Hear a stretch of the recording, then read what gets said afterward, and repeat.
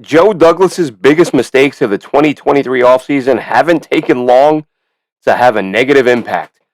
I'm Glenn Naughton with JetNation.com. Be sure to log into JetNation.com where you can register and become a part of what is the most active Jets message board on the web. Take two. Did one of these about an hour ago, only to realize my intake volume was 0. So bad audio means retake. So Joe Douglas didn't have the perfect offseason and really had a few moves and a few non-moves that were glaringly, obviously bad to me at the time and to a lot of others. And listen, I like Joe Douglas. I'm not saying he's on the hot seat. I'm not saying he's getting fired. I'm not saying this is his last year. I think he's done enough good that he's safe for another year or two at the very least. But there were some things he did this offseason that I was critical of at the time, and it hasn't taken long for those things to prove to be bad decisions. First and foremost, and you can see behind me, that's an article on the front page of JetNation.com right now, with a tweet from March 20th where I basically said, because it was pre-Aaron Rodgers deal, and I said if Aaron Rodgers becomes a Jet and Zach Wilson is QB2, then that move is on par with Bill Parcells when he had a Super Bowl hopeful team and didn't have a backup quarterback when Vinny Testaverde ruptured his Achilles. You remember in that game, the Jets went to Tom Tupa, and then later in the year, it was Rick Mirer and Ray Lucas and guys who weren't NFL quarterbacks, because that's what Parcells went into the season with. Team that was hoping to make the Super Bowl didn't even make the playoffs. Well, here we are. Fast forward a few years. Joe Douglas goes into the season, acquires Aaron Rodgers in a deal where, again, I mentioned this on the last one, so I'll throw it out there again. I said at the time, I thought the deal was kind of reckless to not have a fallback if something like this were to happen. You're going into the year with a 39-year-old quarterback and included no playing time incentives that would protect you. Now, I've heard people say, oh, Joe Douglas was protected because it would have been a 1, but now it's only a 2. As if giving up a second-round pick for 4 snaps is a good trade. Oh, yeah, I feel much better. It would have been a 1, but I feel great about giving up a 2 for close to nothing. And again, I get Rodgers may play beyond this year, but there should have been something in the deal that said if there's an injury, he doesn't play more than 30% of the snaps, then you get a day 3 pick this year, and next year's pick is contingent on performance. Anyway, water under the bridge. Thought it was a mistake then. Turned out to hurt the team. But really, getting into the three moves that reared their ugly head yesterday. One was Zach. As I said, it was reckless to go into the season with him as your QB2. There are other guys out there. When free agency started, and some of these guys were out there for weeks and months. You had Gardner Minshew, who pulled off a win yesterday, an upset victory for the Colts. Minshew, and none of these guys are A1 elite quarterbacks. That's not what we're talking about here. We're talking about backup quarterbacks, veteran backups who could have been brought in, who would be able to do enough in a game where, let's say hypothetically, the Jets defense only allows 13 points. Any of these guys probably win that game for you. Zach Wilson doesn't. But you had Andy Dalton, you had Baker Mayfield, who, listen, Mayfield's playing well now, but when free agency started, there was no guarantee he was going to get an offer to be a starting quarterback. There was the possibility he would get a backup type deal. So you could have pursued him. You could have pursued Dalton. Gardner Minshew was probably one of the more realistic guys. He was out there forever. And any one of those guys would have been significantly better than what the Jets have gotten from Zach Wilson.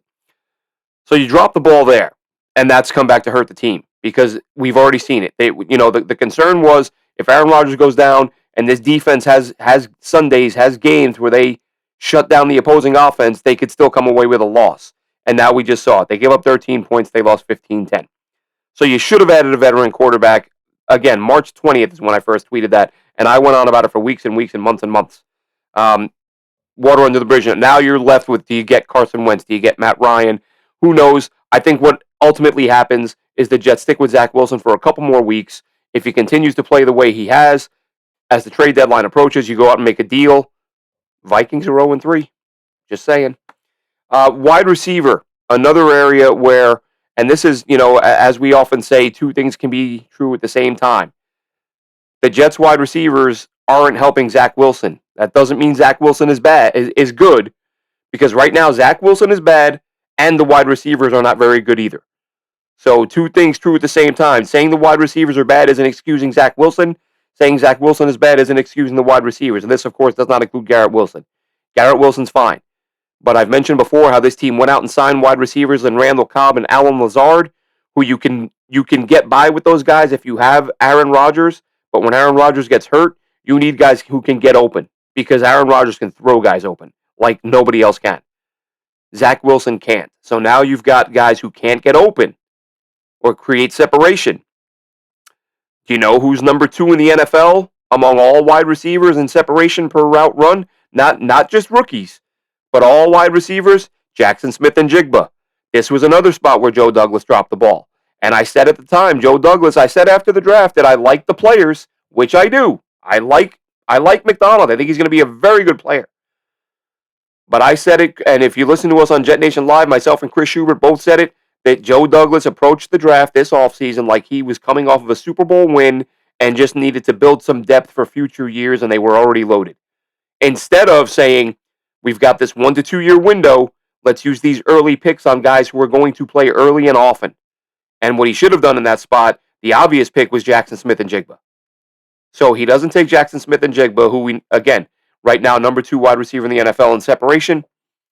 Instead, they have guys who can't get open outside of Garrett Wilson.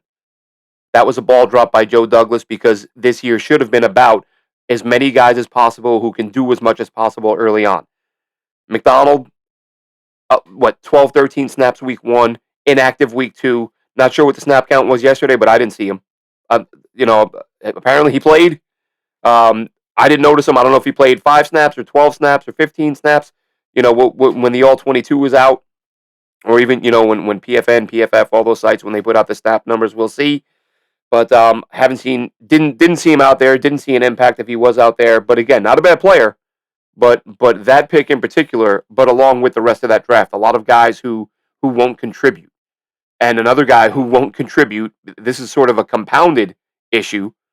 When that draft wrapped up, you heard me say that I thought the best pick, because he would have the biggest impact early on, was Izzy Abanikanda. Given his explosiveness, his ability to make plays, I thought he would be RB2. And he may have been, but then they go out and they sign Dalvin Cook. Now, Dalvin Cook is a guy who, as I said before, last year, he didn't look like the same guy he was in previous years. You felt like he'd lost a step. I shared that article. There was an ESPN article.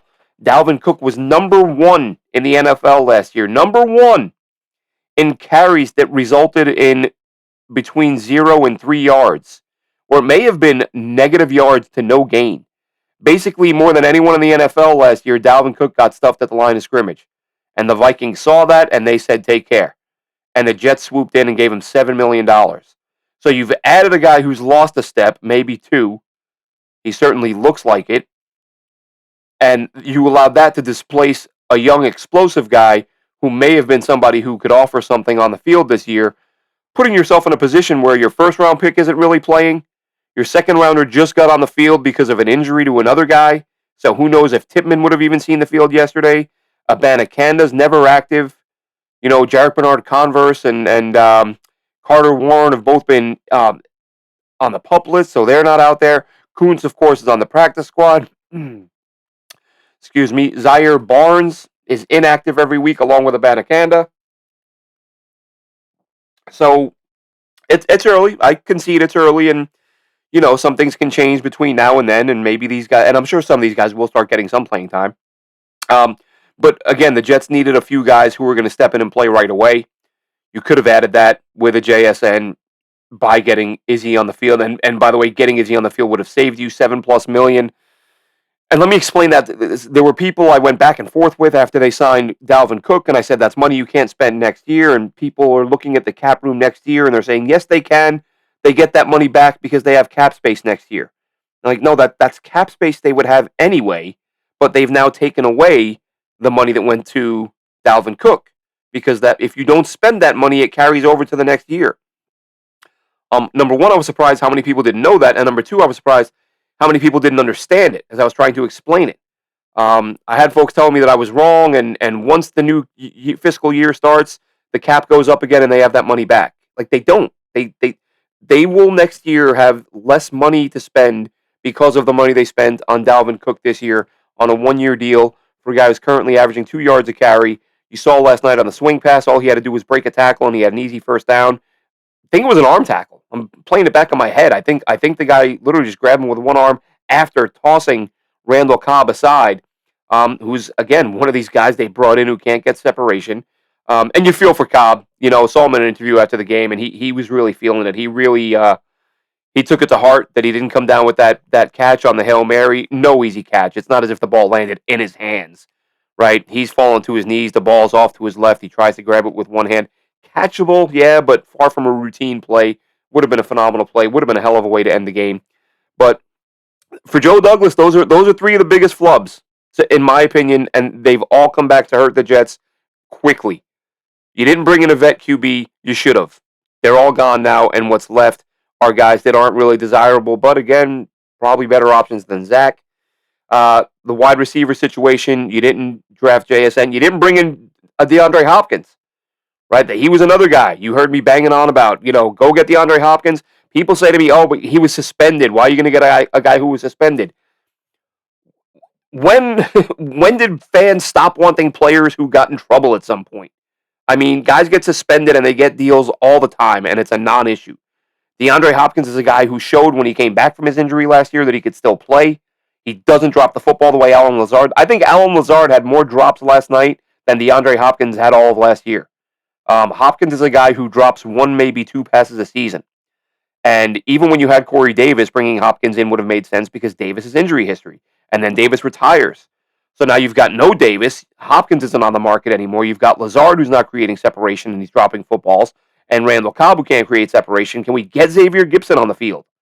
There are some options here. And this, the frustrating part is everything that's going wrong. But there are some guys that there's reason to believe they can play. Xavier Gipson has looked electric with the football in his hands. Can he get some reps? And Jeremy Ruckert. I'm only mentioning this one because I went on a tangent when I did the recording this morning, and it's fresh in my mind. This isn't so much a Joe Douglas mistake. What did Jeremy Ruckert do to somebody to put himself in a position where the Jets don't want to play him? All he did week one was go out there and be one of the primary reasons why the running game worked so well. He was the best blocker on the field. And all of a sudden, he can't get a snap. One snap he played yesterday, 2 snaps the previous week. Can one of these beat writers ask if he's in the doghouse?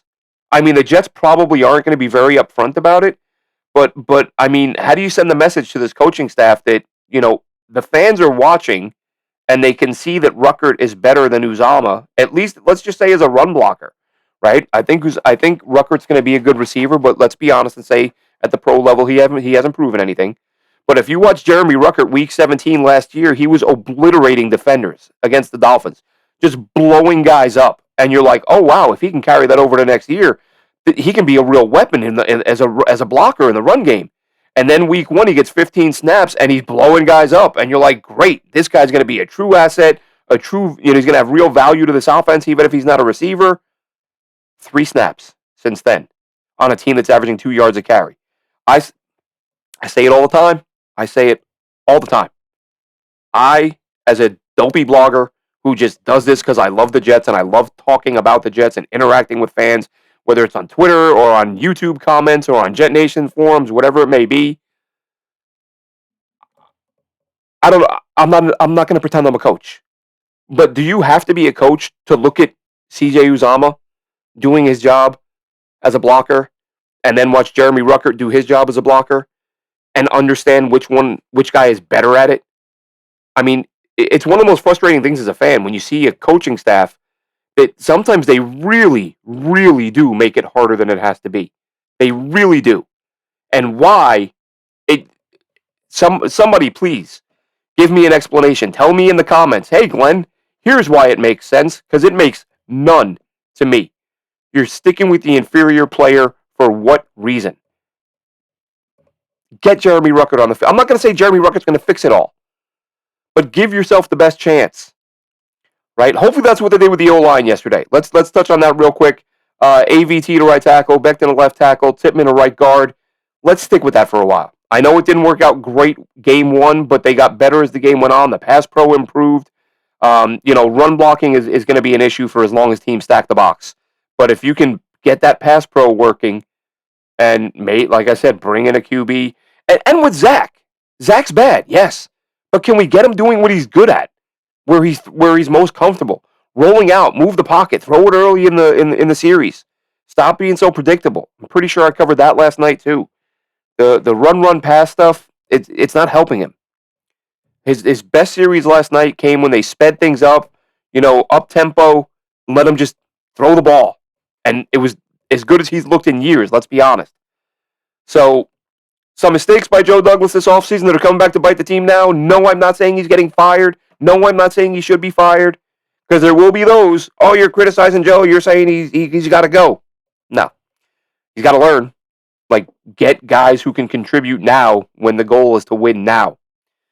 But anyway, go get a QB2. Not sure if or when that'll happen. Learn from the mistakes and get some of these young kids on the field who are outplaying the veterans. Don't play the veterans just because. That'll do it for this one. More later in the week from myself and Jet Nation. Have a good one, Jets fans.